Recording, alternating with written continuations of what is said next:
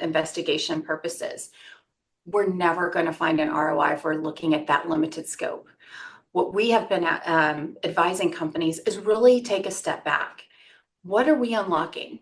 When we're looking at the additional data that we're capturing and sharing, what are we doing? We're providing visibility end to end. Sometimes I can never see past the product I send to Ann to know what you're doing with it, Chris. That's what some of these things enable, is I've now got full visibility from end to end of what's happening with my product or where it's going. And that's where the ROI comes in.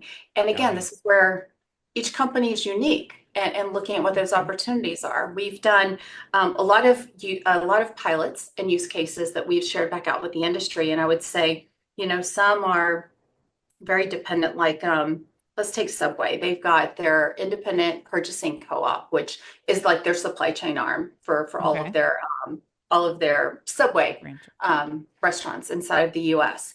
And they had actually worked on putting together the requirements that came from the Produce Traceability Initiative, which is how do we get to lot code information at every case that is going through the supply chain. And as they did that and they got to the full visibility of what they were receiving, what was going into their stores, they could automate inventory.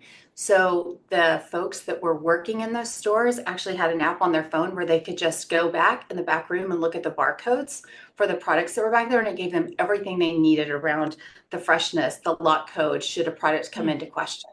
And they estimated that about 9,200 of hours of labor could be saved annually because that information was automatically available and there was no manual process involved, which was a savings of over $100,000 a year, right? So think of even just taking inventory. I can automatically scan it with my phone as opposed to somebody going in the back room and clicking things off. And I would say reversely on the brand side, we did a success story with Ocean Mist last year.